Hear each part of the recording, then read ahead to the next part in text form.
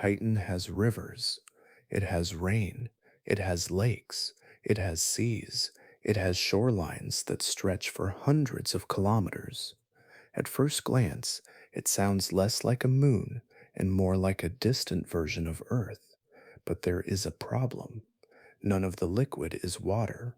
On Titan, the rivers are made of methane. The rain is made of methane. The lakes and seas are filled with liquid hydrocarbons. The familiar geography is there, but the chemistry is completely wrong. And that is only the beginning. Titan is so cold that water behaves like solid rock. Mountains, cliffs, and riverbanks are built from frozen water ice harder than concrete. Meanwhile, methane, which exists as a gas on Earth, flows across the landscape as a liquid. Clouds drift through an orange sky. Hydrocarbon rain falls onto frozen ground. Winds shape vast dune fields that stretch across the surface.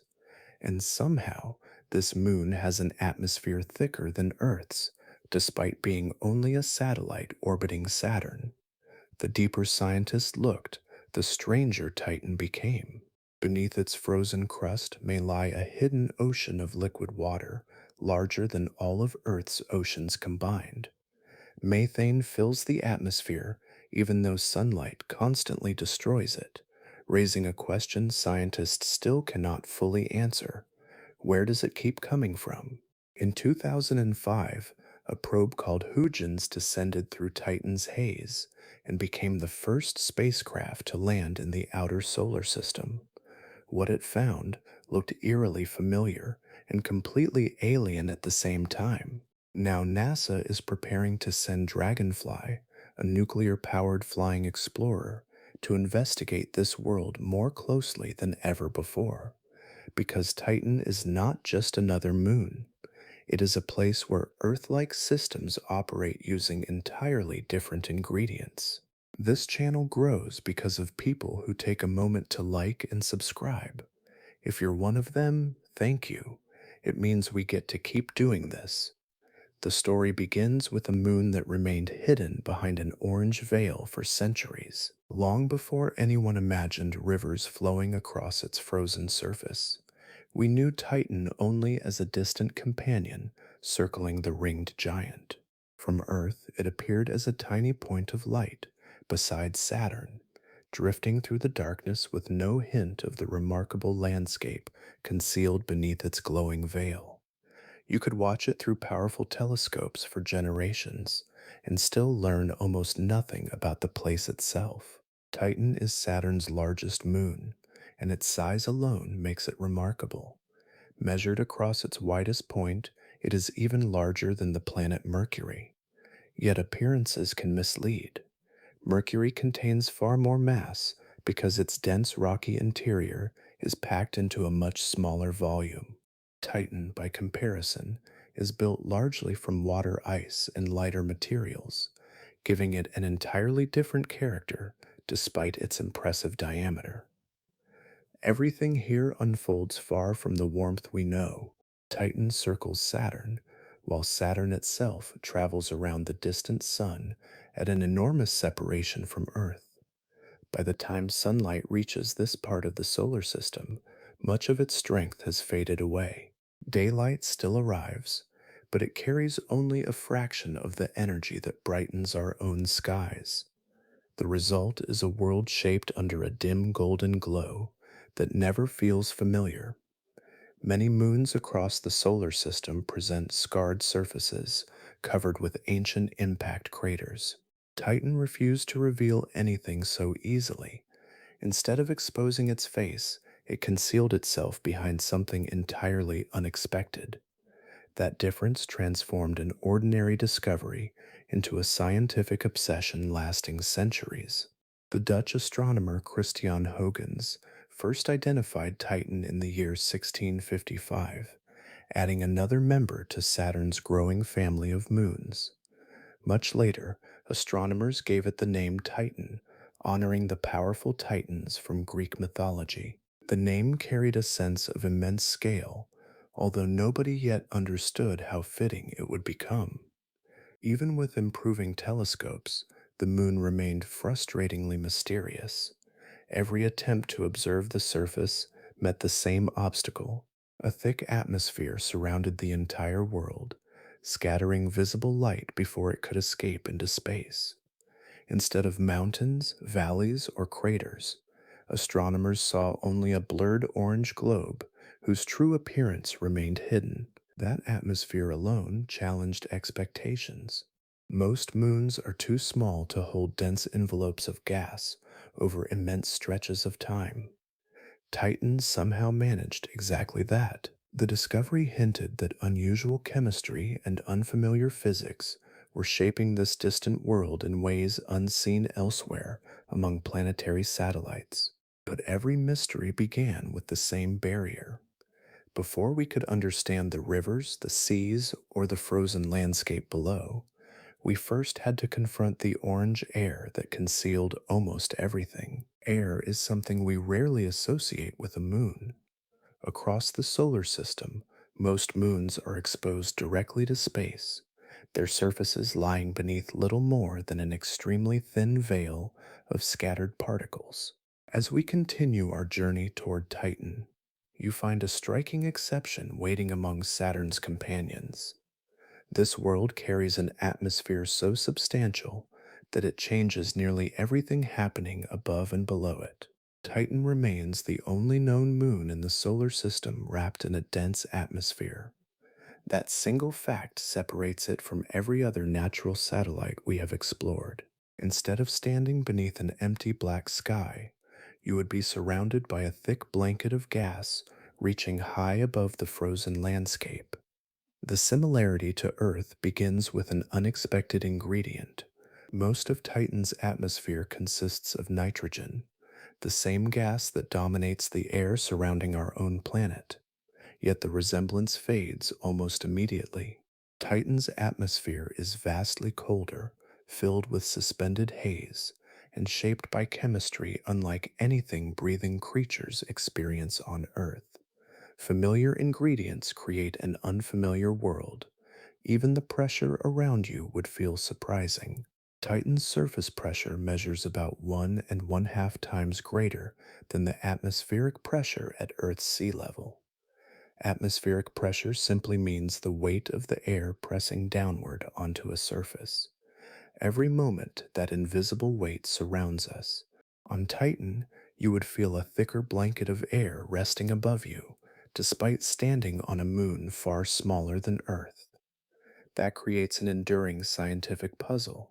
Smaller worlds generally lose their atmospheres more easily because their weaker gravity struggles to keep gas from escaping into space over immense spans of time. Titan somehow resisted that expectation.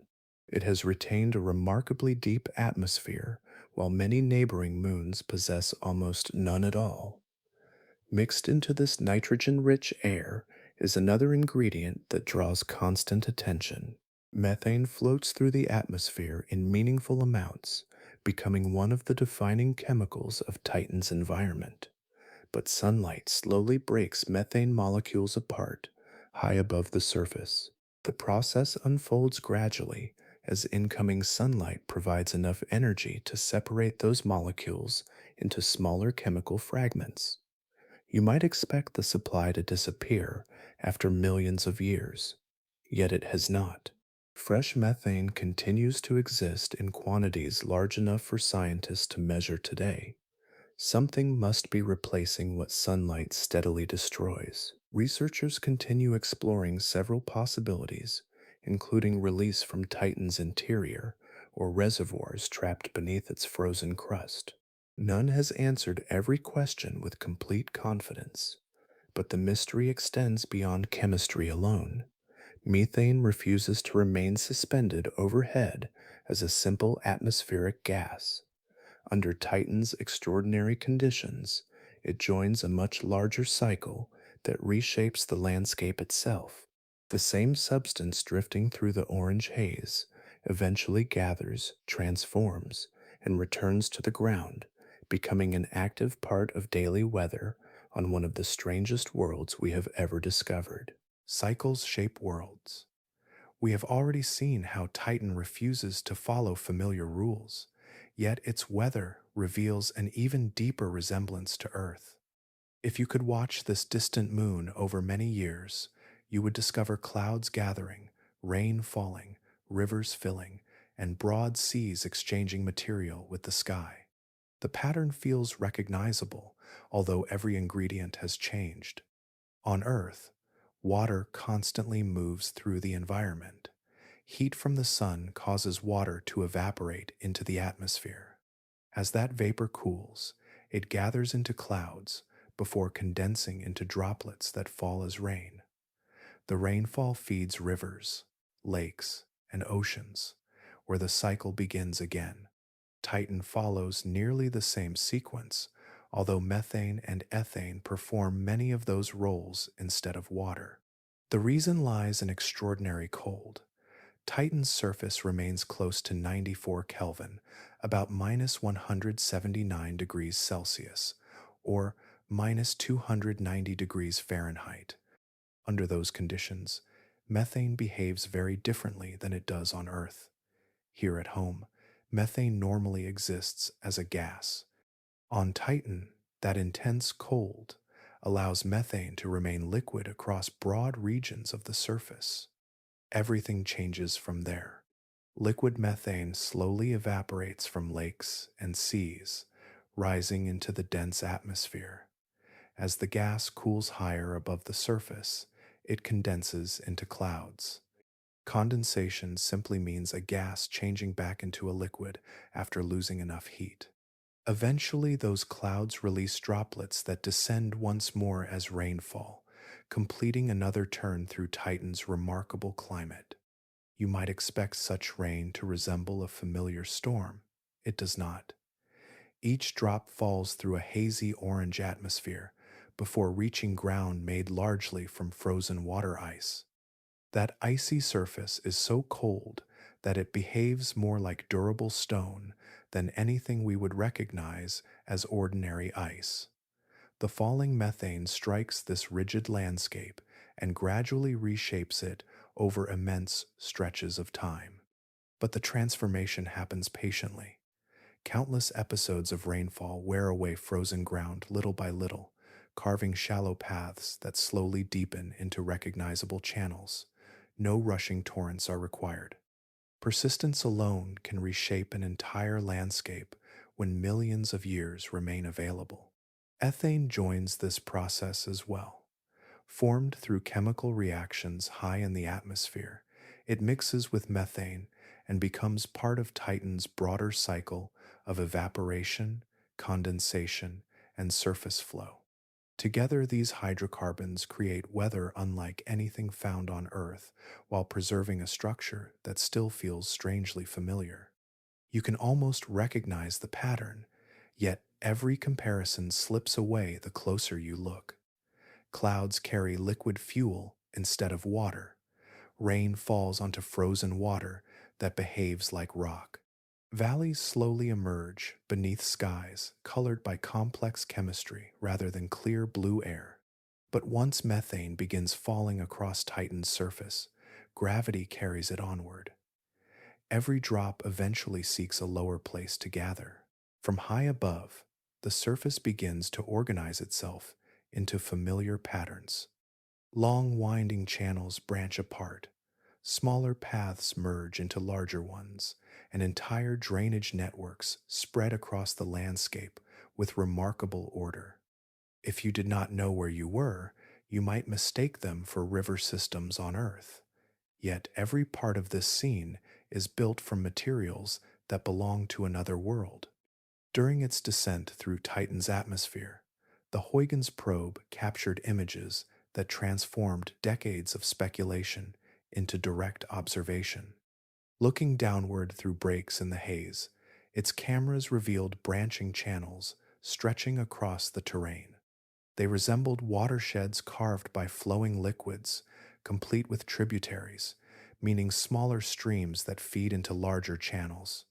The shapes were strikingly familiar, but familiarity reaches its limit there. The landscape beneath those channels is not formed from ordinary rock. At Titan's astonishingly low temperatures, water freezes into an exceptionally hard material that behaves much like bedrock on Earth. Instead of granite or sandstone resisting erosion, frozen water becomes the structural foundation of hills, ridges, and valley walls. Across immense spans of time, methane and ethane gradually reshape that frozen terrain. Flowing liquids carry energy capable of wearing away surfaces, even when the process unfolds at an almost unimaginable pace. Each rainfall adds another small chapter. Every stream leaves another subtle mark. Together, they sculpt channels that slowly deepen and widen across the icy crust. Many of these branching networks appear to descend toward broad, darker lowlands. Those lower regions seem positioned to collect whatever liquid arrives from higher ground, much as valleys and basins gather runoff on Earth.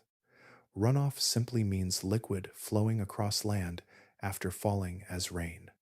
The arrangement of these channels strongly supports the idea that precipitation has repeatedly shaped Titan's surface over very long periods. Yet the landscape does not appear equally active everywhere. Some river systems seem fresh and sharply defined, while others lead into regions that look comparatively dry today. This contrast suggests that Titan's climate changes over time. Seasonal shifts, lasting many Earth years, may redistribute rainfall, leaving some areas wet during one era and far less active during another. You begin to recognize an extraordinary reversal. Water, the substance we associate with flowing rivers, remains locked into rigid ground. Methane and ethane, which drift through Earth's atmosphere as gases, become the liquids that cut valleys through frozen water. The shapes remain familiar, while the chemistry beneath them has completely changed. Nothing about those valleys requires dramatic violence. Patience is enough. Countless episodes of rainfall, evaporation, and renewed flow gradually transform an icy landscape into one crossed by intricate drainage systems that resemble places we know, while operating according to entirely different rules. But the journey of those rivers continues. They do not empty into oceans of water. Instead, they travel toward vast bodies of liquid, even stranger than the channels that feed them. The journey across Titan's landscape eventually reaches places where the channels widen, the terrain flattens, and the flowing liquid comes to rest. These are not scattered puddles or temporary pools.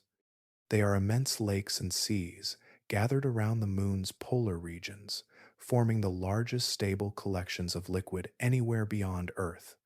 For many years, these bodies remained hidden beneath Titan's thick atmospheric haze. Visible light could not penetrate the orange layers surrounding the moon, leaving astronomers unable to determine what lay below.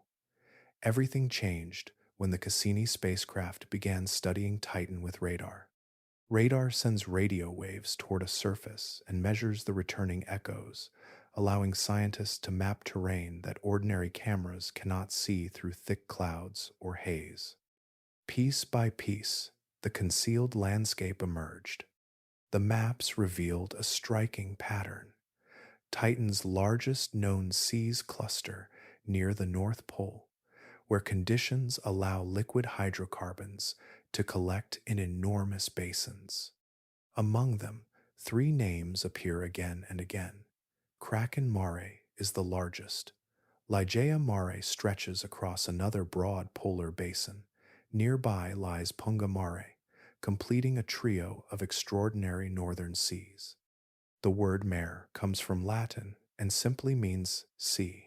Planetary scientists use the term to describe extensive liquid bodies or, in some cases elsewhere in the solar system, broad dark plains that resemble seas from a distance. On Titan, however, the name is wonderfully literal. These really are seas. Their chemistry is unlike anything on Earth. They consist primarily of liquid methane and liquid ethane, mixed with varying amounts of other dissolved hydrocarbons depending on local conditions, evaporation, and ongoing atmospheric chemistry. Hydrocarbons are compounds built mainly from carbon and hydrogen.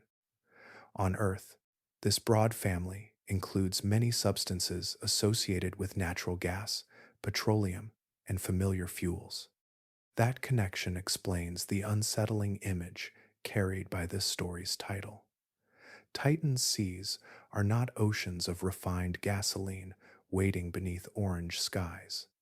Gasoline is a carefully manufactured mixture created through industrial refining on Earth. Titan produces nothing of the sort. Yet its lakes and seas are filled with naturally occurring hydrocarbon liquids belonging to the same broad chemical family, making the comparison emotionally understandable, even though the chemistry differs in important ways. One remarkable fact rises above every comparison. Titan remains the only known world besides Earth where stable liquids exist on the surface for long periods.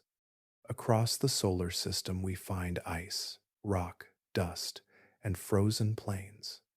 Here we also find enduring shorelines surrounding real seas that fill and empty through an active planetary cycle. But even these familiar looking bodies refuse to behave exactly like the oceans we know.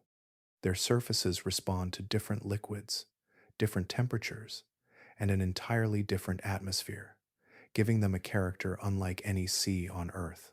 Imagine looking across one of Titan's northern seas from above rather than from its unseen shore. Instead of churning waves or bright white crests, the surface can appear astonishingly smooth. When the Cassini spacecraft examined several lakes and seas using radar, some returned reflections suggesting liquid expanses that were nearly as flat as polished glass.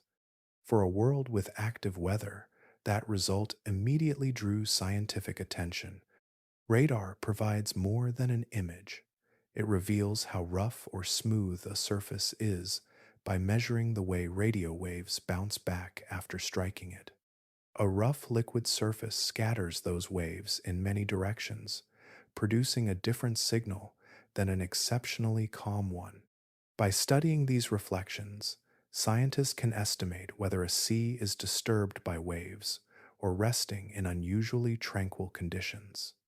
At first glance, those calm reflections suggested that parts of Titan's seas experienced very little surface motion. Several explanations could account for such behavior. Winds may have been especially weak when Cassini made its observations, leaving the liquid almost undisturbed. Another possibility lies within the liquids themselves, which respond differently than water does under the same conditions. Methane and ethane possess physical properties unlike those of Earth's oceans. They differ in density, meaning the amount of matter packed into a given volume. They also differ in viscosity, a term describing how easily a liquid flows or resists movement. Evaporation behaves differently as well, because these hydrocarbons respond to Titan's extreme cold rather than Earth's much warmer climate. Those differences influence how energy travels across a liquid surface. Under certain combinations of temperature, wind speed, and chemical composition, waves may remain smaller than those commonly seen on Earth's oceans. Even a broad sea can appear remarkably calm if conditions limit the growth of ripples and swells. But scientists resisted drawing simple conclusions. Later observations and increasingly detailed computer models suggested that Titan's seas are capable of producing waves after all. Seasonal changes may strengthen winds at different times, allowing surface motion to develop where earlier observations found almost none. The available evidence points toward a dynamic environment whose appearance shifts with changing conditions rather than remaining permanently still. That uncertainty makes Titan even more compelling. We are not looking at frozen decorative landscapes. These are genuine liquid seas responding to weather, chemistry, and climate in ways researchers are still working to understand. Each new observation adds another piece to a system that continues to surprise us. You begin to realize that the liquid surface itself tells only part of the story. Beneath it lies unfamiliar chemistry, while above it, an active atmosphere never stops transforming simple molecules into increasingly complex ones.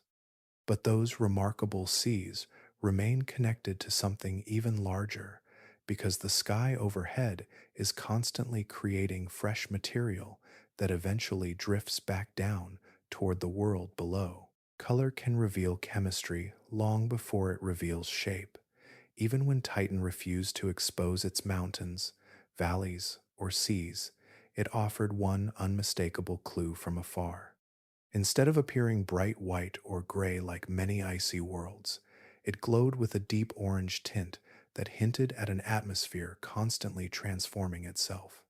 The process begins high above the surface, where sunlight still carries enough energy to alter matter despite its long journey across the solar system. Energetic charged particles trapped within Saturn's magnetic environment also pass through Titan's upper atmosphere. Together, they strike molecules of methane and nitrogen, breaking them apart into smaller fragments through a process called photochemistry. Photochemistry simply means chemical reactions driven by light. Those fragments do not remain separated for long.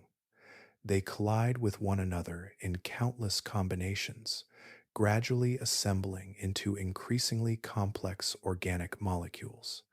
Organic molecules are carbon containing molecules. They are not automatically signs of biology or living organisms. Instead, they represent an enormous family of chemical structures built around carbon, many of which can form naturally without life. Laboratory experiments have helped scientists understand what happens next. When researchers recreate conditions resembling Titan's atmosphere, the chemical reactions produce complex reddish-brown organic particles known as tholins. These substances do not exist as a single specific compound. Instead, they are mixtures of many complex molecules formed through atmospheric chemistry under Titan-like conditions. High above the moon, countless microscopic particles begin accumulating through similar processes. Tiny grains gather together and remain suspended within the dense atmosphere. As sunlight passes through this enormous cloud of material, shorter wavelengths scatter more effectively than longer ones. Scattering simply means light changing direction after striking small particles. The result is the familiar orange veil that surrounds Titan and conceals almost everything beneath it. That haze frustrated astronomers for generations. Ordinary cameras looking in visible light could not clearly penetrate the thick atmospheric layers. Even after spacecraft finally arrived, the surface remained hidden from direct view. The Cassini mission relied heavily on radar and infrared instruments because those forms of energy could pass through much of the haze and reveal landscapes that visible light could never uncover. The atmosphere itself had become an active chemical factory.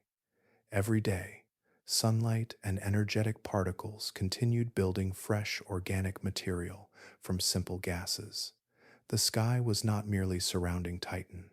It was constantly creating new substances that slowly changed the entire moon. You begin to see why Titan fascinates planetary scientists. Few worlds manufacture complex organic material on such a large scale while maintaining an active climate at the same time. Every layer of the atmosphere contributes to an ongoing chemical cycle that has continued for immense spans of time. But those newly formed particles do not remain suspended forever. Gravity eventually draws them downward, adding another remarkable chapter to Titan's ever-changing surface. Every layer of Titan's atmosphere is part of a journey that eventually ends at the ground. High above the surface, Chemical reactions continue building increasingly complex particles until they become heavy enough to begin a slow descent. Nothing falls quickly here. Instead, an almost endless drift carries carbon rich material downward through the dense air, adding another thin layer to the landscape below. These particles are very different from snowflakes on Earth. They contain no frozen water crystals. Rather, they consist of complex organic material created through the continual breakdown and rebuilding of methane and nitrogen in the upper atmosphere. Over immense stretches of time, gravity gradually draws these tiny grains toward the surface, where they settle across the moon like an ever growing blanket of dark organic dust. The process never truly stops. Year after year, century after century, fresh material continues arriving. It settles onto broad dune fields, open plains, frozen highlands, and the bottoms of lakes and seas. Winds may redistribute some of it across the landscape, while flowing methane transports other portions into lower regions. Titan slowly coats itself with products made in its own atmosphere. This gradual accumulation has profound scientific importance. The surface is constantly receiving ingredients associated with prebiotic chemistry. Prebiotic chemistry refers to the chemical processes and materials that can exist before life appears. It does not mean life has formed, nor does it indicate that living organisms are present. Instead, it describes chemistry capable of producing increasingly complex compounds that may represent steps preceding biology under suitable conditions. That distinction matters greatly. No spacecraft has discovered life on Titan. No observation has confirmed living organisms within its lakes, beneath its crust, or anywhere else on the moon. Yet Titan continues attracting intense interest from astrobiologists because it combines several remarkable features in one location. Its atmosphere continually produces abundant organic molecules. Stable liquid bodies exist across the surface, although they consist of hydrocarbons rather than water. Strong evidence also suggests that a liquid water ocean may exist far beneath the frozen crust. Above all, these ingredients have interacted through natural chemical processes for extraordinarily long periods, providing nature with immense spans of time to explore countless combinations. You can almost imagine the surface as a vast archive recording atmospheric chemistry grain by grain. Every particle that settles preserves another moment in an ongoing experiment conducted by an entire moon. Unlike laboratory work lasting days or months, this experiment has unfolded across geological ages, but those countless layers remained hidden from human eyes for centuries. Telescopes could never penetrate the thick atmospheric veil deeply enough to reveal where those particles finally came to rest. To witness Titan's surface directly, humanity eventually had to send a machine through the orange haze and allow it to fall all the way to the ground. There comes a moment in planetary exploration when distant observation is no longer enough. Maps, radar echoes, and atmospheric measurements can reveal astonishing details, yet they cannot replace the experience of descending into another world.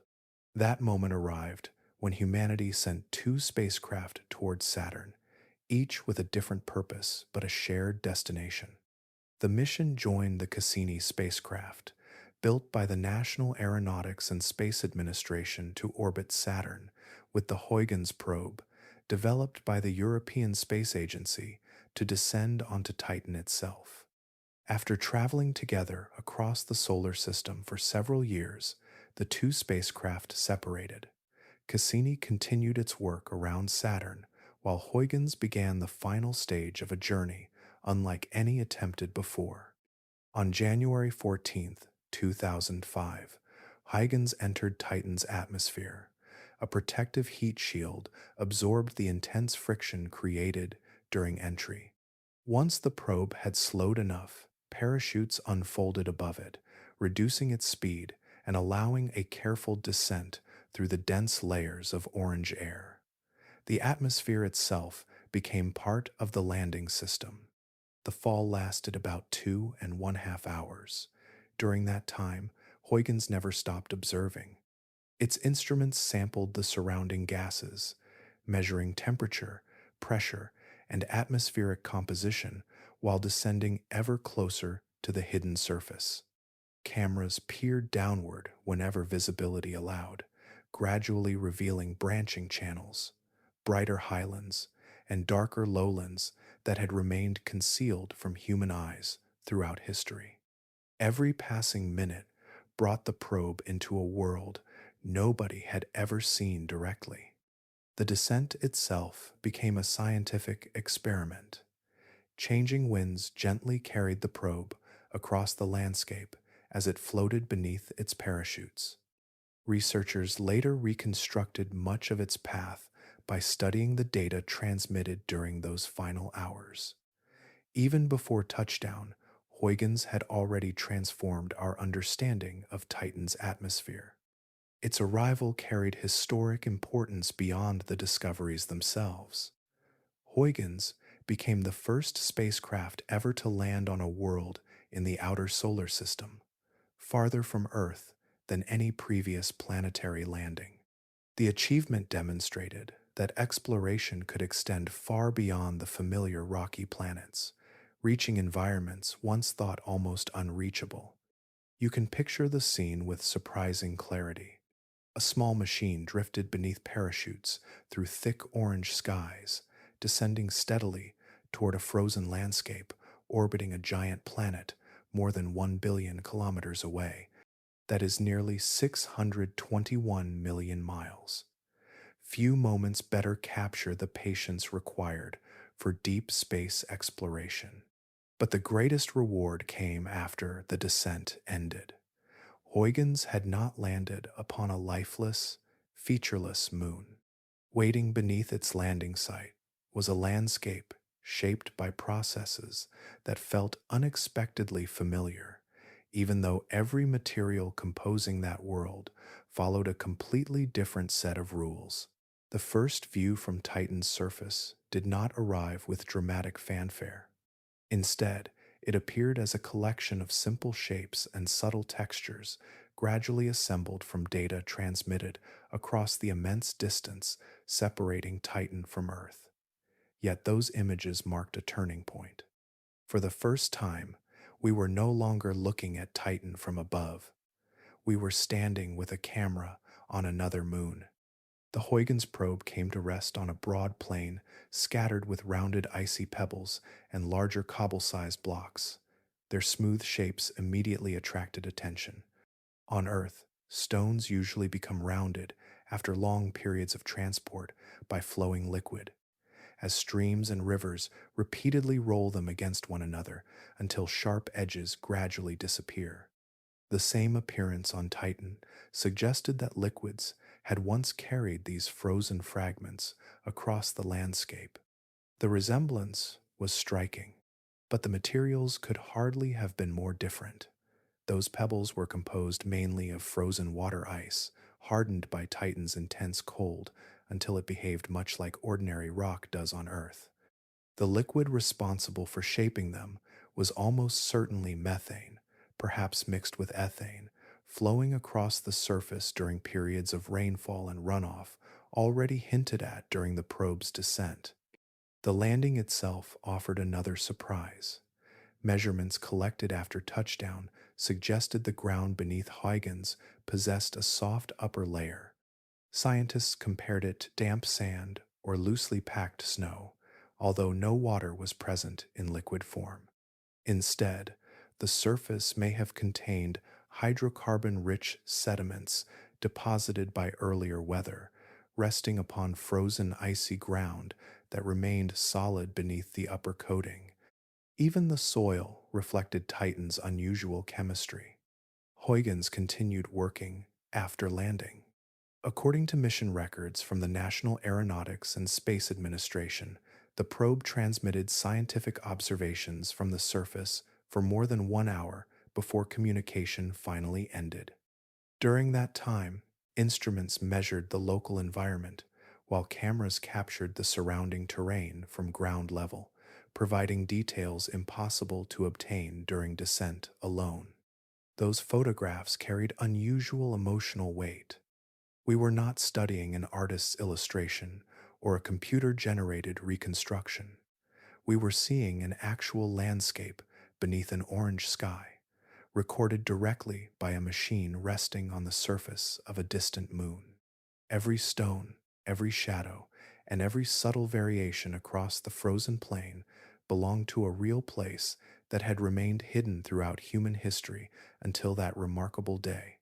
But one landing site could reveal only a tiny fraction of Titan's story. Huygens showed us what one small corner looked like, offering a precious glimpse of the ground beneath our feet. The wider landscape, with its rivers, dunes, mountains, lakes, and seas, still waited to be uncovered by another explorer circling high above, patiently assembling the larger picture one pass at a time. A single landing could reveal only one small corner of Titan. To understand an entire world, we needed patience measured not in hours, but in years. That patient explorer was the Cassini spacecraft, which remained within Saturn's realm for more than a decade, returning again and again to the giant moon until its hidden landscape gradually came into focus. Each close approach revealed something new. During its remarkable mission, Cassini completed 127 targeted flybys of Titan. Every encounter followed a carefully planned path, allowing different instruments to gather fresh information from new angles and under changing seasonal conditions. Instead of attempting to solve every mystery at once, the spacecraft slowly assembled countless pieces into a coherent picture. Radar became one of its most powerful tools. Unlike visible light, radar waves could penetrate Titan's dense orange haze and bounce back from the surface below. Those returning signals revealed mountains, plains, winding channels, dunes, lakes, and coastlines that ordinary cameras could never observe through the thick atmosphere. Features that had remained hidden for centuries gradually appeared on detailed maps. Other instruments added entirely different perspectives. Infrared observations detected subtle variations across the surface by measuring wavelengths of light capable of passing through portions of the atmospheric haze. Those measurements help scientists distinguish regions with different compositions, revealing landscapes that appeared surprisingly diverse despite their concealed appearance from afar. Cassini also learned by feeling Titan's pull. As the spacecraft flew past, the moon's gravity altered its trajectory by tiny but measurable amounts. Those delicate changes allowed scientists to investigate Titan's internal structure. Gravity measurements became another way of looking beneath the surface, offering clues about hidden layers that no camera could ever photograph directly. The relationship worked both ways. Titan's gravity repeatedly reshaped Cassini's own orbit around Saturn, steering the spacecraft onto carefully designed paths that made future encounters possible. Every flyby prepared the next one, creating an exploration strategy that unfolded gradually across many years. Bit by bit, the orange sphere transformed into a recognizable world. We no longer saw only an atmosphere wrapped around mystery. We saw regions with distinct landforms, changing weather, varied terrain, and active geological history. Patterns emerged that no single observation could ever have revealed. The mission continued until 2017, shortly before beginning its final series of dramatic orbits around Saturn, known as the grand finale. Cassini completed its last targeted flyby of Titan. By then, the spacecraft had rewritten humanity's understanding of the largest moon orbiting Saturn through persistence rather than spectacle. But the completed maps revealed something even more remarkable. Titan was never a single uniform landscape. Instead, its surface unfolded into remarkably different environments, each following its own rhythms, each waiting to deepen our understanding of this extraordinary moon. Stretching across Titan's equatorial regions lies one of the largest dune landscapes known anywhere in the solar system. From orbit, these immense dark bands sweep across the moon in graceful parallel lines, covering vast areas that seem almost endless.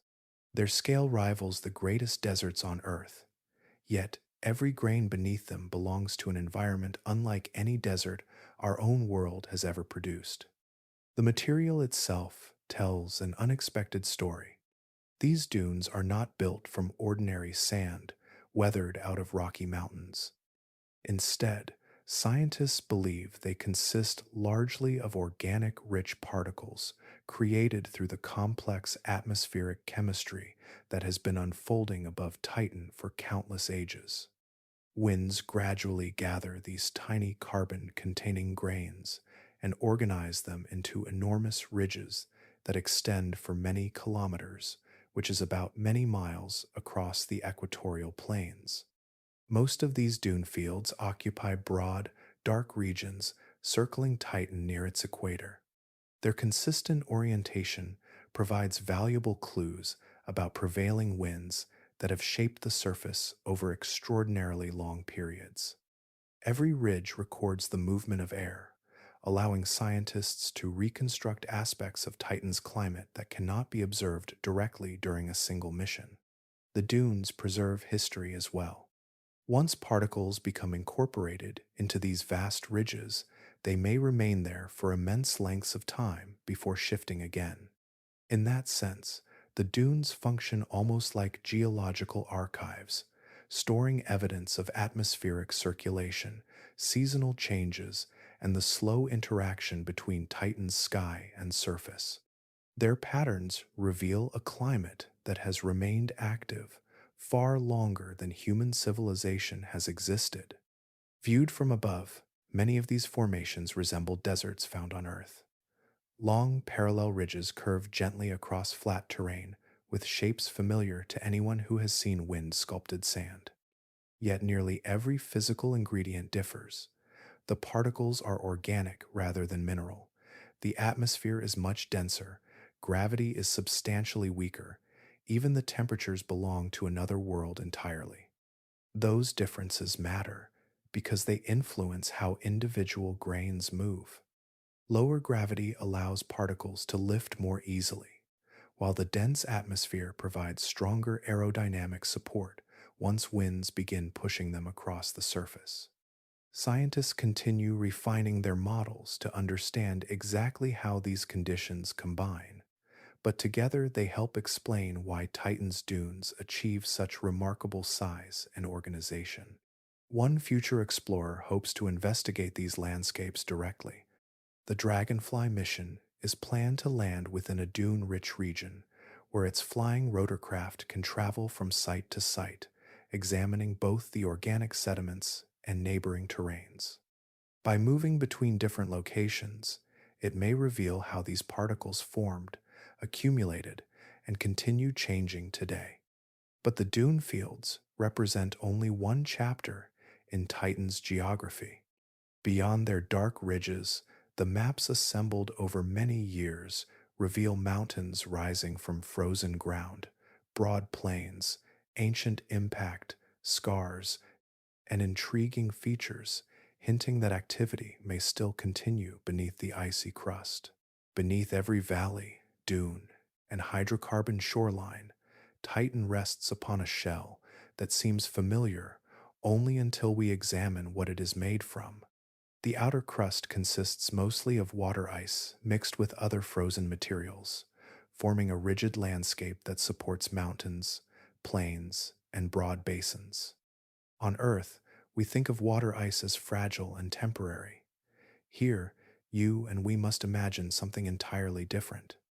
At Titan's surface temperature, around minus 179 degrees Celsius or minus 290 degrees Fahrenheit, water ice becomes extraordinarily hard. Instead of behaving like frozen snow beneath your boots, it acts much more like solid rock. Cliffs, ridges, and highlands owe their strength to this frozen foundation, allowing the moon to maintain landscapes that endure through immense stretches of time. But the crust does not appear perfectly unchanged. Across Titan, scientists have identified long ridges, extensive fractures, and mountainous terrains that hint at forces acting within or beneath the icy shell. These features suggest that the crust has responded to stress over its history. Some regions appear stretched, others seem compressed or broken. Each pattern preserves evidence that the surface has experienced powerful geological influences, even if those influences remain only partly understood. These structures should not be confused with the moving continental plates found on Earth. At present, there is no convincing evidence that Titan operates through the same style of global plate tectonics.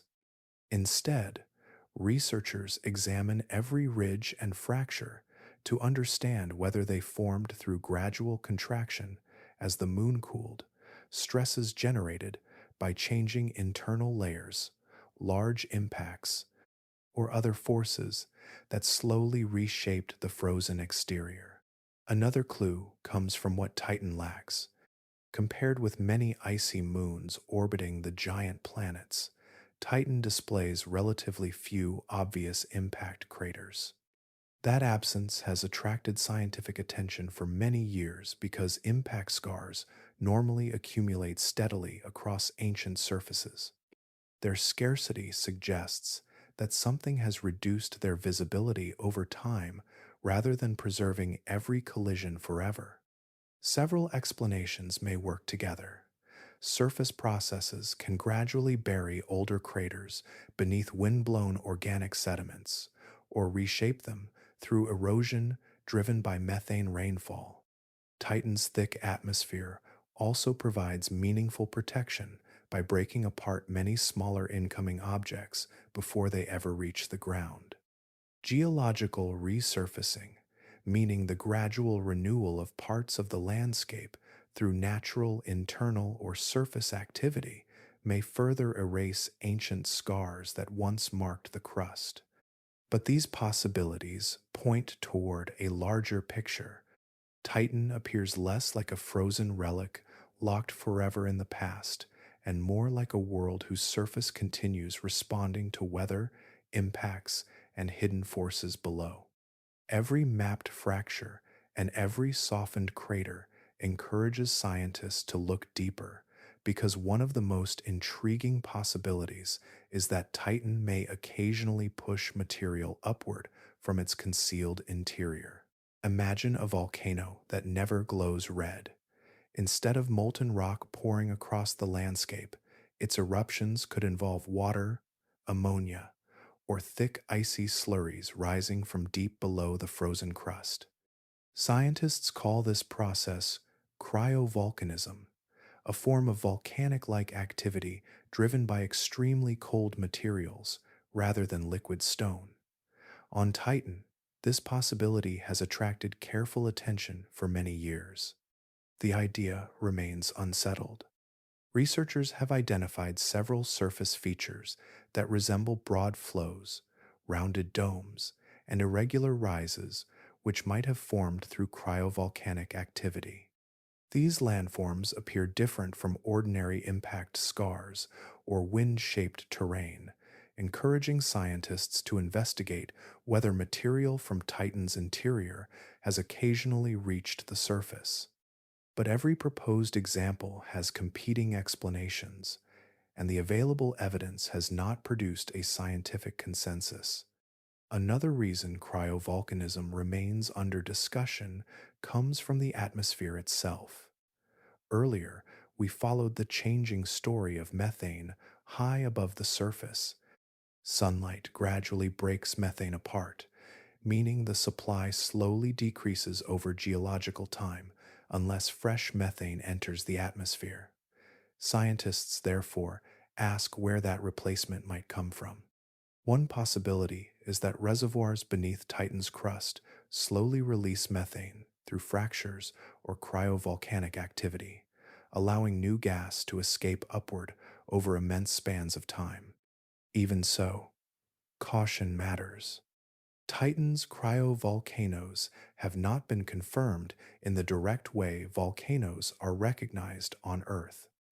No spacecraft has watched an icy eruption unfold. No instrument has captured unmistakable evidence of fresh cryovolcanic material spreading across the landscape. Every candidate feature must therefore be examined alongside other explanations, including gradual surface collapse, ancient impacts, or slow reshaping by weather and erosion. Yet the concept carries remarkable importance because it links regions that otherwise seem separated. If interior liquids occasionally reach the surface, they could transport dissolved chemicals upward from hidden layers beneath the crust. Those materials might then interact with Titan's atmosphere, where sunlight transforms simple compounds into increasingly complex organic molecules. The surface would become more than a frozen boundary. It would become part of an ongoing exchange between the world below and the sky above. But the pace of that exchange remains uncertain. Titan may experience long intervals with very little internal activity, interrupted only occasionally by events that reshape limited areas. It may also be more active than present observations reveal, with subtle processes unfolding too gradually for visiting spacecraft to witness during their missions. Both possibilities remain scientifically plausible.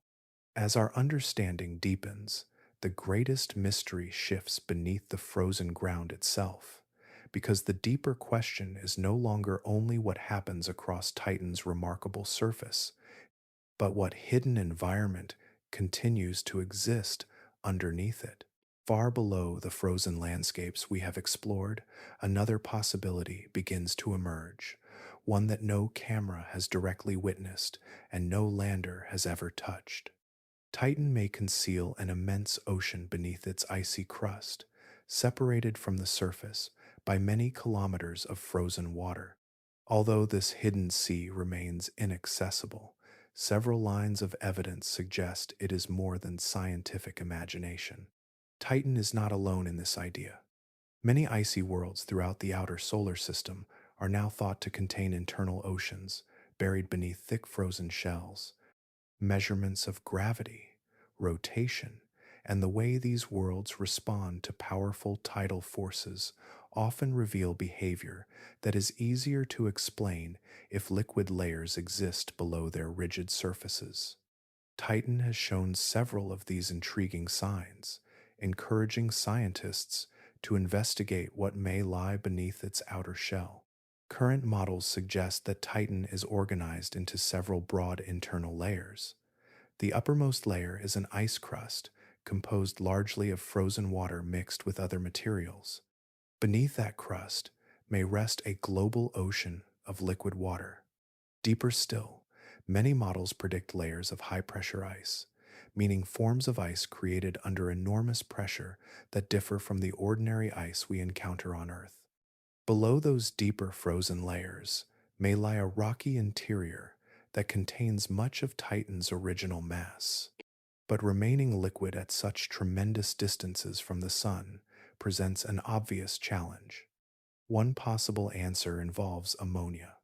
When ammonia mixes with water, it lowers the temperature at which the mixture freezes, much as certain dissolved substances can change freezing behavior on Earth. Scientists therefore believe ammonia may help keep parts of Titan's buried ocean in liquid form for extraordinarily long periods, even within an environment where surface conditions remain intensely cold. The possibility of a subsurface ocean transforms how we think about Titan. Earlier, we followed rivers, lakes, and seas composed mainly of liquid methane and ethane moving across the surface. Now we find a second liquid environment that may exist far below, one built from water instead of hydrocarbons. These two systems are separated by a thick, frozen crust, yet each may play an important role in shaping the moon over geological time. But their existence together makes Titan exceptionally compelling. Very few known worlds appear capable of supporting stable hydrocarbon liquids on the surface while also potentially maintaining a deep water-based ocean beneath an icy shell. That unusual combination creates opportunities for chemical evolution unlike those found almost anywhere else we have explored. Scientists continue refining models, comparing spacecraft observations, and searching for new evidence that can better reveal the structure beneath Titan's frozen exterior. Every improvement brings us closer to understanding whether this concealed ocean truly exists, because these two liquid environments together raise one of the biggest questions in planetary science. At this point in our journey, it becomes important to separate possibility from evidence. Titan is not known to host life, and no spacecraft or scientific mission has detected living organisms there. Every remarkable discovery we have explored belongs to the realm of chemistry, geology, and atmospheric science. That distinction allows us to appreciate Titan without reaching beyond what the observations support. Even so, Titan holds an extraordinary place in astrobiology, the scientific study of how life might begin, survive, and evolve throughout the universe. Researchers continue returning to this distant moon because it combines several ingredients that are individually fascinating and collectively rare. Complex organic chemistry unfolds in its atmosphere. Multiple sources of energy drive chemical reactions. Stable liquids exist across the surface, and compelling evidence points toward a hidden ocean of liquid water beneath the frozen crust. These possibilities naturally divide Titan into two very different environments. One environment lies in plain view, where lakes and seas consist mainly of liquid methane and ethane flowing across an icy landscape. The other may exist far below, where a buried ocean of liquid water could remain protected beneath layers of frozen ice. Each environment offers different chemical conditions, and each raises different scientific questions about how complex molecules behave over immense periods. But life as we know it depends upon liquid water. Water serves as an exceptional chemical solvent, meaning it dissolves substances and allows countless reactions to occur efficiently within living cells. Every known organism on Earth relies upon liquid water for the chemistry that supports growth, reproduction, and survival. That understanding shapes how scientists evaluate environments beyond our own planet. Titan stretches that understanding without overturning it. Its surface liquids are not water, but hydrocarbons. Its chemistry is remarkably rich in carbon containing molecules. Surface temperatures remain around minus 179 degrees Celsius or minus 290 degrees Fahrenheit, conditions that slow many familiar chemical reactions dramatically. These differences make Titan an imperfect match for life on Earth, while also making it an extraordinary natural laboratory for studying chemistry under conditions found almost nowhere else. For that reason, scientists often focus on prebiotic chemistry. This term describes chemical ingredients and processes that can exist before life emerges, rather than serving as proof that life already exists. Titan's atmosphere continually produces increasingly complex organic molecules, and those materials settle onto the surface, where additional chemical interactions may continue over vast stretches of time. But many important questions remain unanswered. The planned Dragonfly mission will investigate these prebiotic chemical processes directly. According to the National Aeronautics and Space Administration, the mission is designed to study chemical pathways that may resemble those present on the early Earth before life developed. That shared theme leads naturally toward the next comparison, because understanding Titan ultimately invites us to look back at our own world's distant beginnings. Looking across Titan, we begin to recognize echoes rather than reflections. The resemblance to the young Earth is incomplete, yet compelling enough that scientists continue returning to the comparison. We are not searching for a duplicate of our home world. We are searching for clues that may have survived here after disappearing from Earth long ago. One of the strongest similarities begins with the atmosphere. Titan possesses an atmosphere dominated by nitrogen, much like Earth's today, and likely much like Earth's atmosphere during its earliest history. Above its surface, sunlight and energetic particles continually transform simple gases into increasingly complex organic molecules. These carbon containing molecules drift downward through active weather systems, while liquids reshape valleys, plains, and shorelines. Together, these processes create a landscape where chemistry remains active across both sky and ground. But the differences are just as important. Titan is vastly colder than the early Earth ever was. Its rivers, lakes, and seas are filled primarily with liquid methane and ethane rather than liquid water. Sunlight reaches Titan after traveling an immense distance from the sun, leaving only a faint fraction of the energy available on Earth. Water, which flows freely across our planet, remains frozen as hard as rock across Titan's surface, becoming part of the landscape instead of part of the weather. These contrasts make Titan scientifically valuable rather than disappointing. We are not observing familiar conditions in a different location. We are witnessing chemistry unfolding within a completely different environmental setting. That allows researchers to test ideas about how complex organic molecules form, interact, and change when exposed to conditions unlike those found anywhere on modern Earth. But another difference, maybe even more significant, Earth's surface has been continually reshaped for billions of years by moving crustal plates, erosion from wind and flowing water, abundant living organisms, and countless chemical reactions. Much of our planet's earliest chemical record has therefore been recycled, buried, or destroyed. Titan appears to have preserved some ancient style chemical pathways that may once have existed on the young Earth before later geological and biological changes transformed our world. Oxygen also separates these worlds in a profound way. Earth's atmosphere became rich in oxygen after living organisms altered the planet's chemistry over immense spans of time.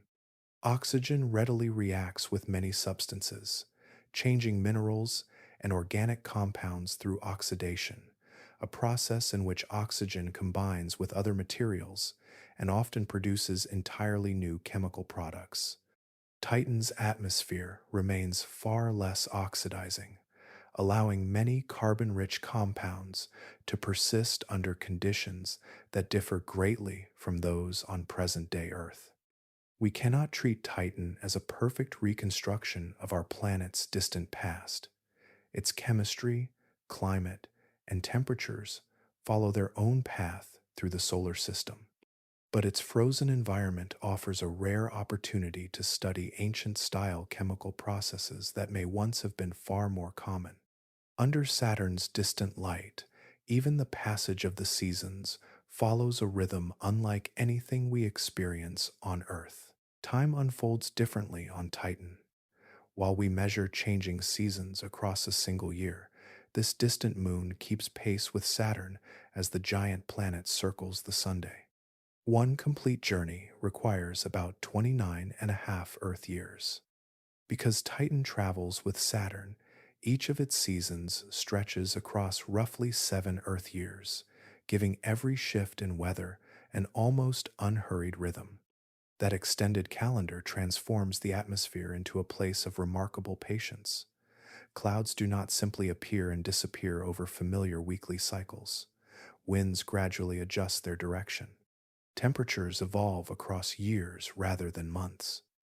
Rainfall patterns migrate with the changing seasons, and the movement of liquids across the landscape follows the same deliberate pace. Every process seems to linger, allowing scientists to watch changes that unfold with extraordinary slowness. But those slow changes remain unmistakably active. The long seasons influence where clouds develop and how frequently methane rain may fall across different regions. Atmospheric circulation, meaning the large scale movement of air that redistributes heat and gases around the moon, gradually shifts as sunlight reaches different latitudes during Saturn's lengthy orbit. Those shifting air currents help transport moisture, shape weather systems, and influence where surface liquids gather over time. The polar regions respond as well. Lakes and seas appear to expand or retreat as evaporation, rainfall, and seasonal transport of methane slowly change the balance between liquid and atmosphere. These adjustments are subtle, yet they reveal that Titan's climate is never frozen in place despite its deeply cold environment. The Cassini mission remained at Saturn long enough to witness part of one seasonal cycle. That continuity proved invaluable. Instead of capturing only isolated moments, the spacecraft observed changing cloud formations over several years. It also detected surface darkening events in some locations after cloud activity. Many researchers interpret these temporary darkened regions as evidence that methane rain had recently wetted the ground before gradually disappearing through evaporation or seepage. But caution remains essential. These weather events were not observed through continuous moving images like cameras tracking storms across Earth. Scientists compared repeated observations gathered during separate flybys, combining measurements from different instruments and different moments in time. Some interpretations are supported by multiple lines of evidence, while others remain informed conclusions drawn from the available data rather than direct visual recordings of falling rain. Even with those uncertainties, the overall picture has become increasingly consistent. Titan experiences changing weather, driven by long seasons, an active atmosphere, and a functioning methane cycle. We find a world where climate continues shaping the surface across immense spans of time, even though every stage unfolds far more gradually than the weather you know on Earth. But those seasonal patterns also reveal another striking feature. The same circulation that guides clouds and rainfall helps explain why Titan's largest lakes and seas gather mainly around its polar regions, where the balance between evaporation and precipitation favors the long-lasting presence of liquid. Patterns often reveal more than individual discoveries. As Titan gradually emerged from beneath its orange atmosphere, one pattern became impossible to ignore. Its largest collections of liquid were not scattered evenly across the moon. Instead, they gathered near the poles, creating landscapes unlike anything found closer to the equator. The northern polar region holds the greatest concentration of known lakes and seas. Vast bodies of liquid occupy broad depressions, while countless smaller lakes surround them across the surrounding terrain. Together, they form an interconnected landscape shaped by methane and ethane rather than water. Some shorelines stretch across remarkable distances, suggesting these reservoirs have remained important features for immense spans of time. The southern polar region tells a different story. Large liquid bodies are less numerous there, although one particularly significant feature stands out: Ontario Lacus spreads across the southern hemisphere as Titan's best known southern lake. It demonstrates that stable surface liquids exist at both poles, even if their overall distribution appears uneven. The contrast between north and south has become one of the moon's most intriguing climate puzzles. But the explanation is unlikely to rest upon a single cause. Scientists propose that Titan's long seasonal cycle gradually transports methane between hemispheres through changing weather patterns and atmospheric circulation. Atmospheric circulation, meaning the large scale movement of air that redistributes heat and gases around the globe, can slowly shift where clouds form, where rain falls, and where liquids accumulate over many Earth years. Over even longer spans, gradual variations in Titan's orbit and orientation may also influence how sunlight reaches each hemisphere, altering the balance between evaporation and rainfall across tens of thousands of years. These overlapping processes probably interact rather than operate independently. Seasonal weather may control shorter term changes, while much longer orbital cycles gradually reshape the overall distribution of lakes through repeated shifts in climate. Researchers continue refining computer models and comparing them with observations, yet important uncertainties remain. Titan's climate system is still being actively studied, and several competing explanations continue to fit portions of the available evidence. But the broader picture has become increasingly persuasive. The polar lakes and seas appear to function as major reservoirs within Titan's global methane cycle. Methane evaporates into the atmosphere, forms clouds, returns through rainfall, flows across the surface, and eventually collects again within the polar basins. In that sense, these distant seas participate in a repeating planetary system resembling Earth's water cycle, while relying upon entirely different liquids and much colder conditions. That repeating exchange connects atmosphere, surface, and climate into one evolving system rather than separate processes. Every cloud, every rainfall event, and every shoreline becomes part of a larger circulation that has likely operated for immense periods of time. But the liquids stored within these northern and southern basins may hold more than changing shorelines. Their depths could also preserve hidden layers, dissolved compounds, and chemical interactions unlike anything found in Earth's oceans. A lake can appear perfectly uniform from above while hiding remarkable complexity beneath its surface. Titan's polar seas invite exactly that possibility. Although they often seem like vast pools of liquid methane, scientists now understand that these distant reservoirs are almost certainly mixtures whose ingredients can change from place to place and from season to season. Methane remains one of the principal components. Ethane is also abundant, produced over long periods as methane changes through atmospheric chemistry before returning to the surface. Dissolved nitrogen may enter the lakes as well, blending into the liquid under Titan's cold conditions. Smaller amounts of other hydrocarbons, meaning compounds made from carbon and hydrogen, along with substances called nitriles, which contain carbon and nitrogen, may also be present after forming high in the atmosphere and settling onto the surface. But mixing does not always guarantee uniformity. Scientific models suggest that the composition of Titan's lakes may vary enough for some bodies of liquid to develop internal layers under certain combinations of temperature and evaporation. This process is called stratification. It simply means that a liquid separates into distinct layers because different portions possess different compositions or densities, with denser material tending to settle beneath lighter material instead of remaining evenly blended. Such layering could develop gradually as conditions change across the seasons.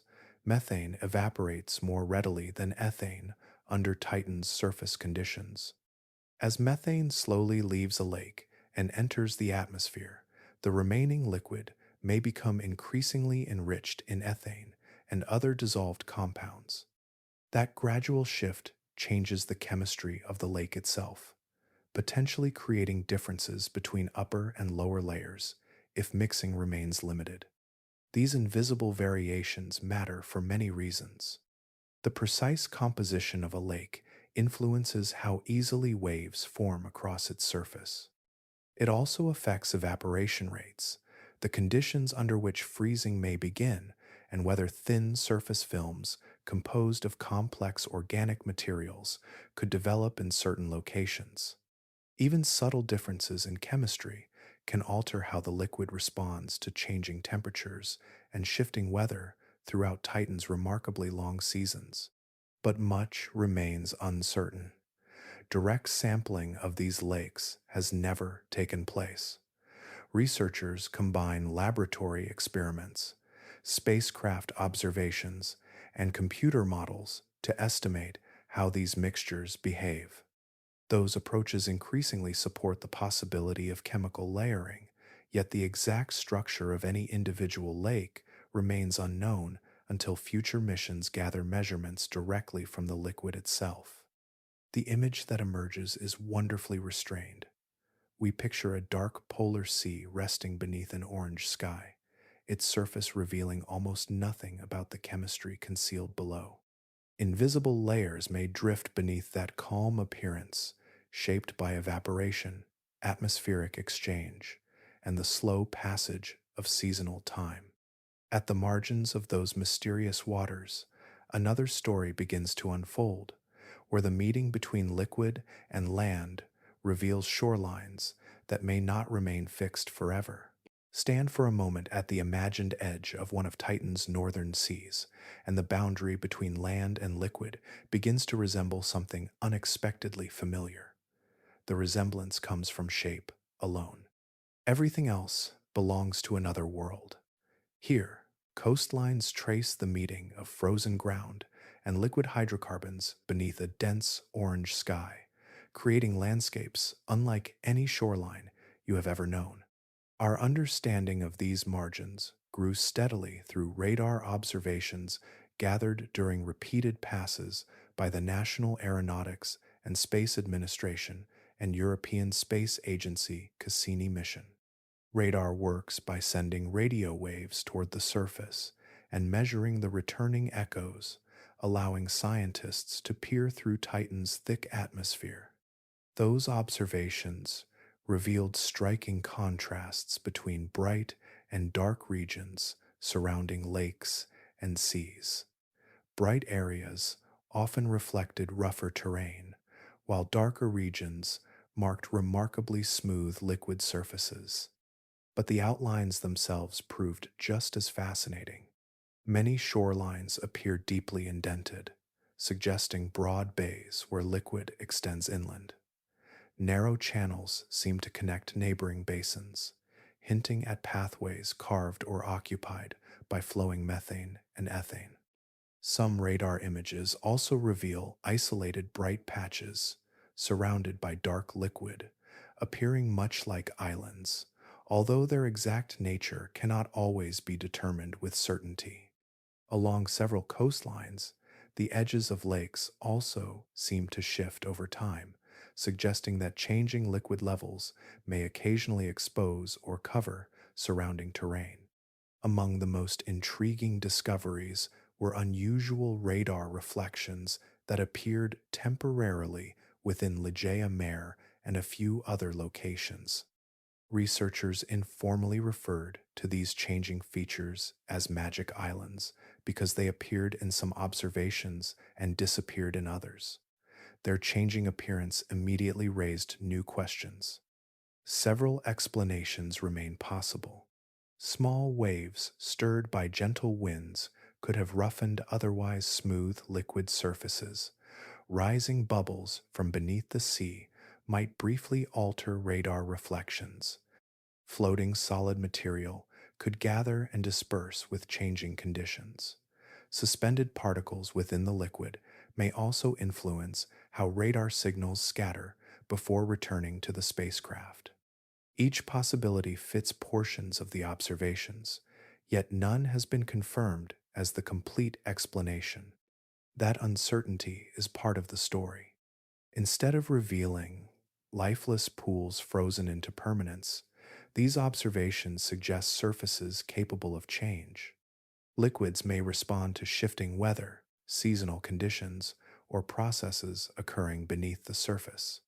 Even subtle changes become meaningful when they occur on a moon so distant from Earth, where every new observation reshapes our understanding. But perhaps the most remarkable realization is how familiar these coastlines feel, despite their extraordinary chemistry. We recognize bays, channels, changing shorelines, and isolated landforms because the language of flowing liquids can produce similar patterns under very different conditions. Titan reminds us that nature often repeats broad designs while rewriting every detail. Its surface remains active, although the energy guiding those changes is far weaker than the forces that constantly reshape our own planet. Far beyond the familiar warmth of our own neighborhood, Titan circles the Sun as it travels with Saturn through the outer reaches of the solar system. By the time sunlight arrives here, it is spread across an immense distance, leaving only a small fraction of the energy that reaches Earth. Daylight still exists, yet it arrives softened and subdued, filtering through layers of orange haze before touching the frozen landscape below.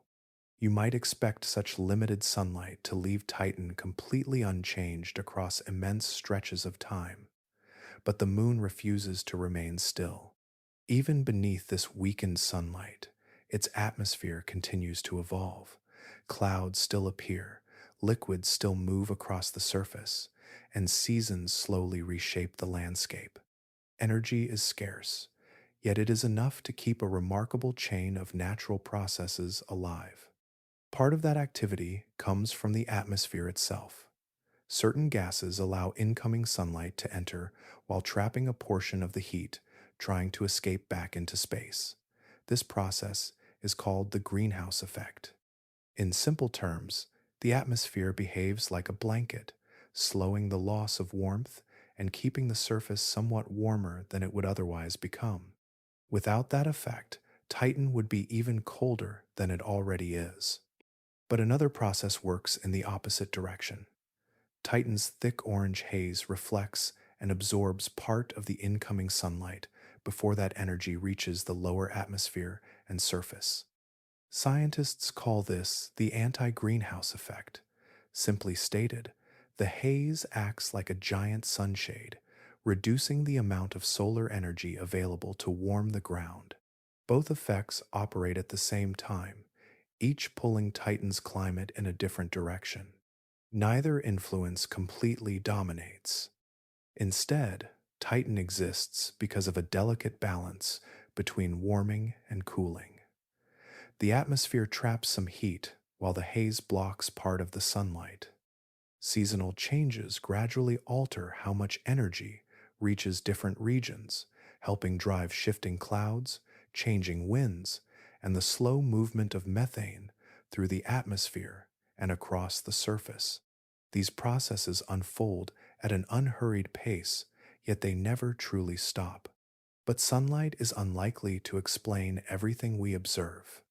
Many scientists also consider the possibility that heat escaping from Titan's deep interior contributes to processes hidden beneath the icy crust. That energy probably does not control everyday weather, yet over geological spans, it may influence the movement of buried liquids and the evolution of the moon itself. The surface and interior may therefore remain connected, even if the connection is subtle. When we step back and view Titan as a whole, its climate resembles an intricate negotiation rather than a simple frozen state. Weak sunlight, atmospheric cooling, atmospheric warming, changing seasons, and lingering internal heat all contribute their own influence. Together, they create a world that appears harsh beyond measure, yet continues to change with remarkable persistence. This delicate climate creates a place that is hostile, but not dead. Some worlds overwhelm us with obvious danger. They erupt with lava, blast radiation into space, or tear themselves apart through relentless geological violence. Titan chooses a different path. As we spend more time here, the deeper unease comes from realizing that almost everything looks strangely familiar, while almost nothing behaves the way your instincts expect. The landscape speaks a language borrowed from Earth, yet every important word has been rewritten. Water, the substance that shapes rivers and fills oceans on our planet, has become something closer to stone.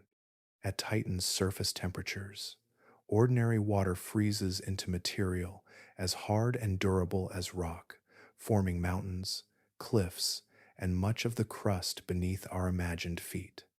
The gases we usually breathe without notice can become liquids under Titan's intense cold. Methane and ethane collect into lakes and seas, while methane also falls from the sky as rain.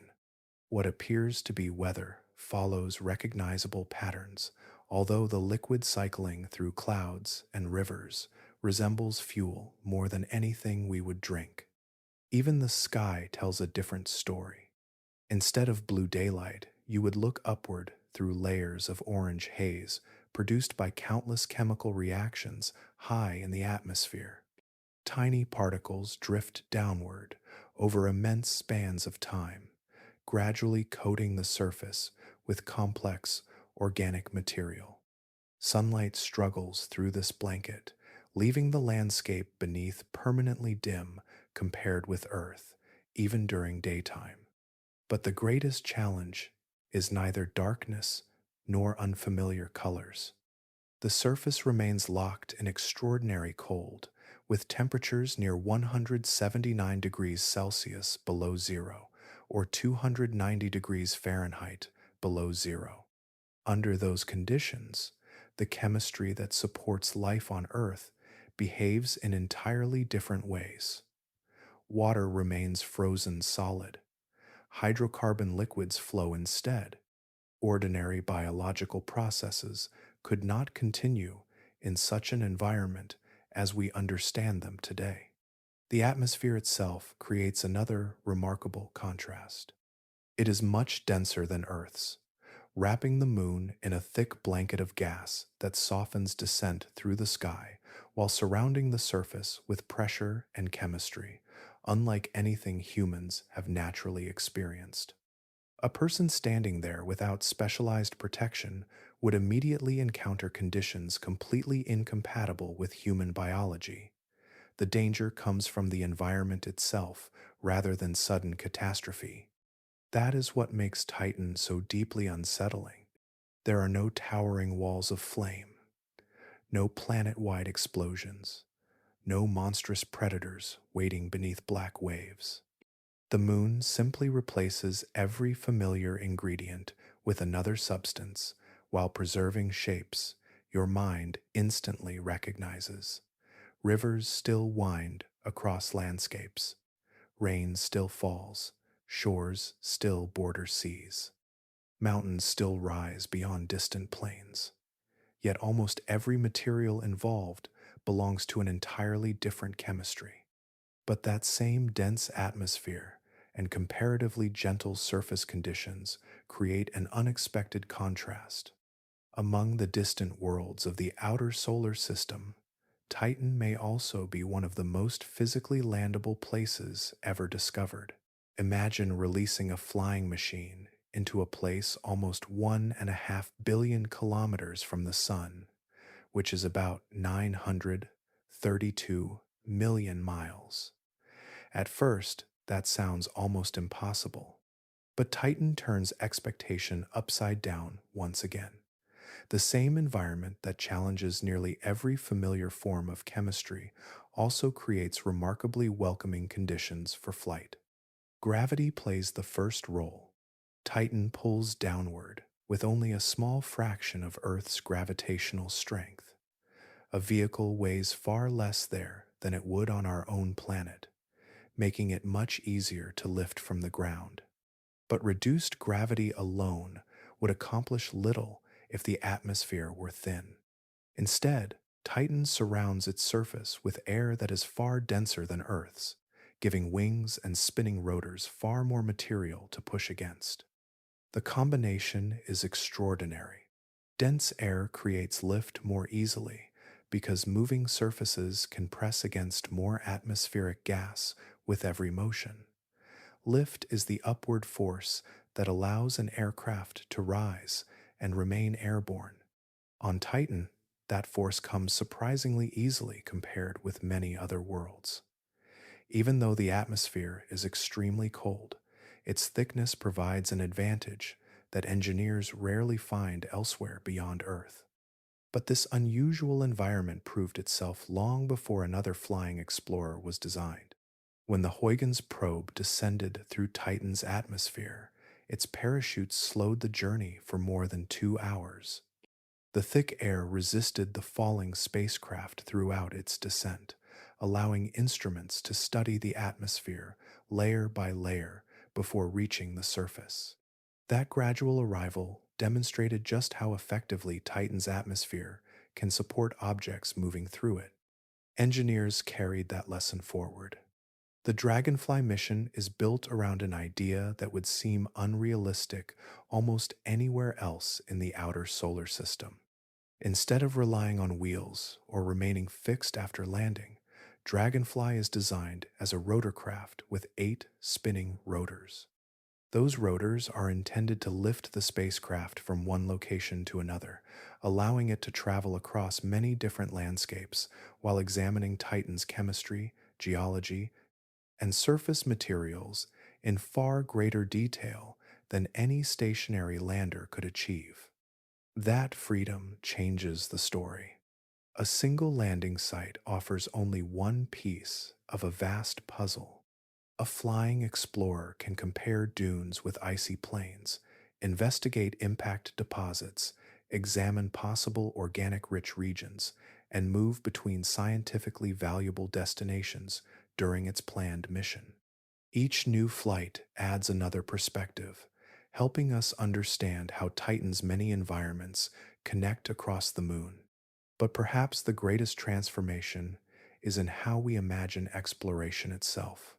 For generations, distant worlds were places where spacecraft landed once and stayed where they touched down. Titan offers another possibility. Here, the next chapter of exploration does not depend on remaining in one place. It is expected to rise into the orange sky again and again, carrying discovery across an alien landscape that seems almost designed for flight. Some worlds invite us to stand in one place and look around. Titan invites something different. It invites movement. After decades of studying this distant moon from orbit and from a single descent, we are preparing to explore it, the way wandering explorers once crossed unfamiliar landscapes, by traveling from one destination to another. That traveler is Dragonfly. The National Aeronautics and Space Administration confirmed Dragonfly for final mission development during the year 2024. If development and launch proceed as planned, the rotorcraft is expected to arrive at Titan during the year 2034. Rather than remaining where it first touches the ground, Dragonfly is designed to visit many carefully selected locations, building a broader picture of one of the solar system's most fascinating worlds. Its purpose reaches across several fields of science. Dragonfly will investigate Titan's complex chemistry, searching for molecules and reactions that reveal how organic material evolves over time. It will study habitability, meaning the environmental conditions that could support life, even if life itself is absent. The mission will also examine geology, the story written into rocks, ice, dunes, and impact deposits, while sampling different kinds of surface material gathered from multiple landing sites instead of only one. But the way it performs that work is just as remarkable. The planned rhythm is simple. Land, analyze, fly, land again. Each stop becomes another chapter, adding fresh observations before the rotorcraft lifts into the dense atmosphere and travels toward another scientifically valuable destination. This approach allows comparisons between places shaped by different histories rather than relying on evidence from a single location. Powering such a journey presents another challenge. Sunlight reaching Saturn is far weaker than the sunlight that reaches Earth, leaving solar panels unable to provide enough dependable energy for an ambitious flying mission. Dragonfly instead carries a nuclear power system that steadily produces electricity and warmth, allowing scientific instruments and flight systems to operate through Titan's long seasons and distant days. Its planned destination is equally important. Scientists selected a region where vast dune fields lie close to terrain altered by an ancient impact. Wind has shaped the dunes for immense spans of time, while the impact may have exposed material from below the surface. Together, these neighboring environments offer an opportunity to compare very different geological settings without traveling across enormous distances. But perhaps the most compelling goal cannot be measured by distance alone. Dragonfly may discover chemical pathways showing how complex organic matter develops before biology begins. It may reveal how nature assembles increasingly intricate molecules in an environment untouched by Earth's long biological history. Every sample, every flight, and every landing extends that search, bringing us closer to understanding how far chemistry can travel before the first living systems ever emerge. Titan is more than a destination waiting for another visitor. It is also a time capsule. Some places preserve history in stone. Titan preserves it in chemistry. Across immense spans of time, this distant moon has held onto chemical processes that would disappear far more quickly on a warmer world, allowing us to examine reactions that have unfolded with remarkable patience. Extreme cold shapes everything. Chemical reactions usually proceed more slowly as temperatures fall. On Titan, where the surface remains unimaginably cold, many transformations that would rapidly alter organic material on Earth unfold at a far gentler pace. Molecules can survive for extraordinary lengths of time before changing into something else, creating an archive of chemical history spread across the landscape. But temperature tells only part of the story.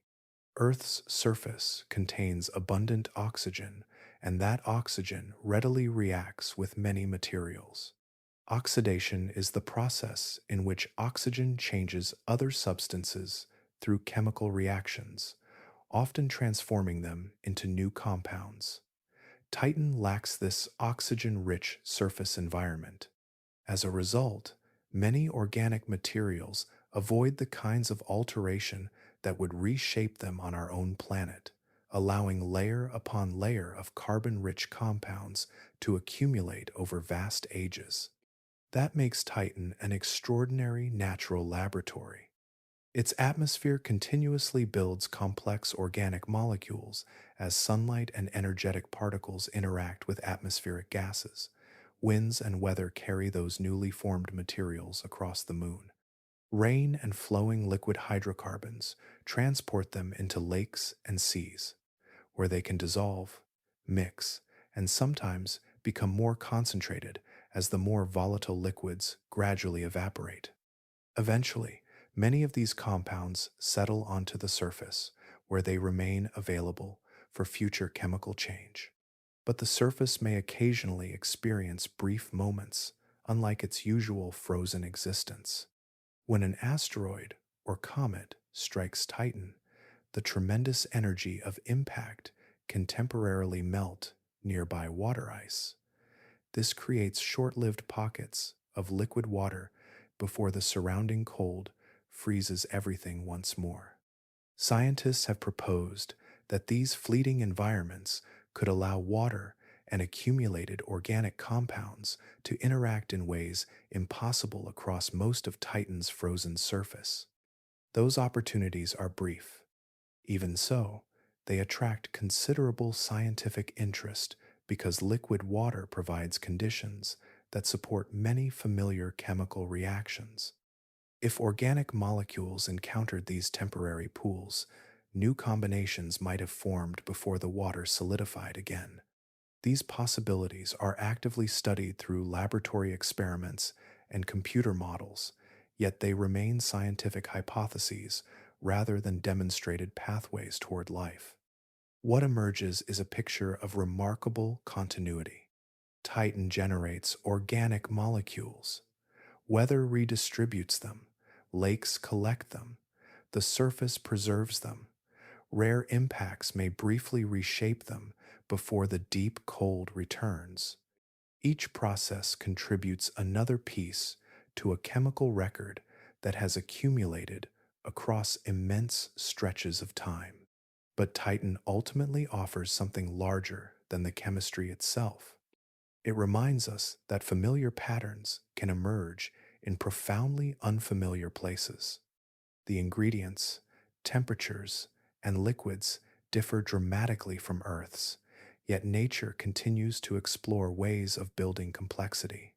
That realization invites us to see Earth not as the only stage where meaningful chemical stories unfold, but as one expression among many written across the solar system.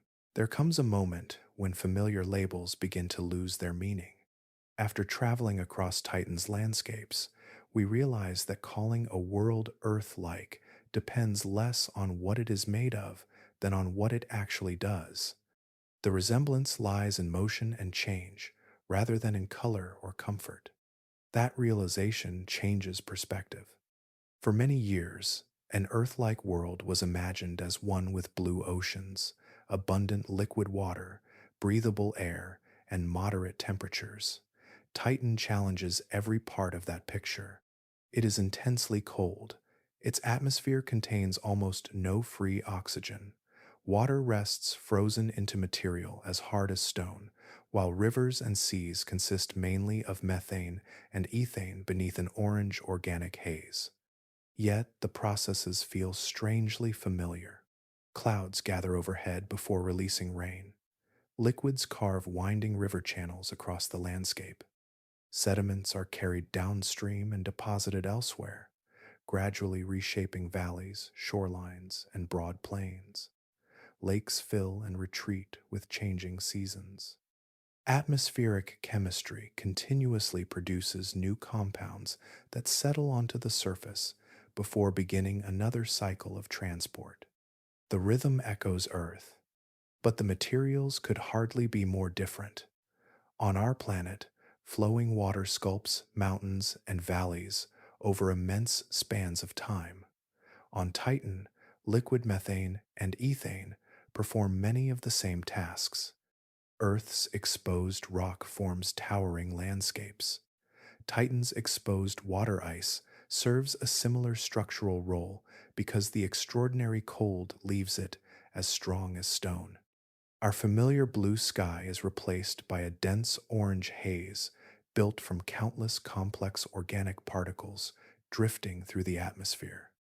The forms remain recognizable. Planetary science has gradually taught us to separate form from substance. A river is recognized by the way it flows, branches, and reshapes the ground beneath it. Those patterns remain meaningful even when the liquid is entirely unfamiliar. A coastline still marks the meeting of land and sea, whether the waves contain water or hydrocarbons. Sand dunes still migrate beneath persistent winds, even when their grains originate from very different chemistry. That distinction expands our understanding. Instead of searching only for worlds that closely resemble Earth in composition, scientists increasingly study worlds that resemble Earth in behavior. Similar physical laws repeatedly organize landscapes, weather systems, and flowing liquids despite dramatic differences in temperature, atmosphere, and chemistry. Nature appears remarkably willing to build comparable structures from entirely different ingredients. But Titan never becomes a second Earth. Its chemistry, climate, and frozen surface remain profoundly alien. Every familiar pattern emerges through materials that would seem impossible in our everyday experience. That contrast makes Titan one of the most compelling places in the solar system, inviting us to recognize both similarity and difference without forcing either one to disappear. The result reaches beyond scientific comparison. Titan shows that nature can repeat elegant patterns under conditions that seem impossible, reminding us that the universe often preserves familiar shapes while rewriting nearly every ingredient that creates them. Imagine standing at the edge of a sea that truly exists, knowing every ripple belongs to a place beyond ordinary experience. We have mapped parts of these distant coastlines from orbit, measured their outlines with radar, and traced their boundaries across Titan's northern latitudes. Yet, no human eye has ever watched those dark waters from the shore itself. They are real seas. Kraken Mare stretches across the polar landscape as the largest known body of liquid on Titan. Its winding coastlines branch into narrow inlets and broad bays, suggesting a history shaped by changing liquids over immense spans of time. Scientists continue studying its depth, and although radar observations indicate that some regions are remarkably deep, the complete shape of the basin beneath the surface remains uncertain. Its chemical composition also continues to be investigated as new models and observations refine our understanding. Much remains unknown. From Earth, Saturn appears distant even through powerful telescopes. The true separation becomes more tangible when we think about communication. Depending on the positions of Earth and Saturn in their journeys around the Sun, a radio signal can require more than 1 hour to travel across the darkness between them. Every instruction sent toward Titan begins with patience. Every reply returns long after the moment that produced it has already passed. Distance changes everything. But despite that immense separation, we know weather unfolds there. Clouds gather above the horizon. Rain falls from the atmosphere. Liquids collect in rivers before reaching broad northern seas. Winds disturb dark surfaces from time to time, and changing conditions continue reshaping the landscape over seasons that last for years. These events happen whether anyone is there to witness them or not. Nature keeps working. The Huygens probe gave humanity its only view from Titan's surface after descending through the atmosphere and landing safely on solid ground. Its cameras revealed rounded ice pebbles and channels carved by flowing liquid long ago. But that historic landing site lay far from the great northern seas. No camera has ever stood beside the shoreline of Kraken Mare. No horizon photograph has captured waves meeting its edge from ground level. Those shores remain unseen. But perhaps that absence carries its own remarkable meaning. We already know enough to understand that coastlines exist there, shaped by real physical processes instead of imagination. They are neither painted backdrops nor symbolic landscapes created for stories. They belong to an active world where unfamiliar liquids gather beneath an orange sky, following natural laws with unwavering consistency. As we picture those remote shores, you begin to sense an unusual kind of solitude. Waves may already be touching frozen banks. Clouds may already be drifting overhead. Gentle rainfall may already be altering the coastline. All of it unfolds on a moon where no person has ever stood, leaving an entire seascape waiting beyond the longest shoreline humanity has never reached. Every long journey eventually changes the traveler. As we leave Titan behind, we find ourselves looking back at a world that resembles Earth just enough to challenge everything we assumed about familiar places. It does not reflect our planet with perfect accuracy. Instead, it reshapes familiar patterns into something colder, stranger, and astonishingly real. We began with a hidden moon. For centuries, Titan remained little more than a distant point of light circling Saturn. Then careful observation revealed an unusually thick atmosphere, concealing an entire landscape from view. Beyond that veil waited rivers, lakes, seas, dunes, clouds, and weather, each following recognizable physical laws while relying upon materials that would seem impossible at home. The resemblance runs deep. Hydrocarbon rain falls where we expect water. A frozen crust replaces ordinary stone across much of the surface. Dark seas gather beneath an orange sky, while organic chemistry unfolds across the landscape with remarkable patience. Instead of copying Earth, Titan reminds us that nature can produce familiar forms from entirely different ingredients. That realization stays with you. The Huygens probe transformed Titan from an unresolved mystery into a tangible place. It descended through the atmosphere and reached the surface, sending back humanity's first view from this remarkable moon. Later, the Cassini mission expanded that picture dramatically, revealing coastlines, changing weather, immense northern seas, and a dynamic world whose story continues unfolding with every careful observation. But exploration does not end there. The Dragonfly mission represents another step in that unfolding story. A flying machine will cross this distant landscape, moving from one location to another instead of remaining fixed in a single place. It will study geology, organic chemistry, and environments that may preserve clues about how complex chemistry develops long before biology ever begins. Every flight will extend a conversation that started with a faint point of light centuries ago. Our place becomes clearer. We are small enough that Titan remained hidden from human understanding for generations. We are capable enough to cross the vast darkness separating planets and land a probe upon its frozen ground. We are curious enough to send another explorer that will rise into alien skies and continue asking careful scientific questions.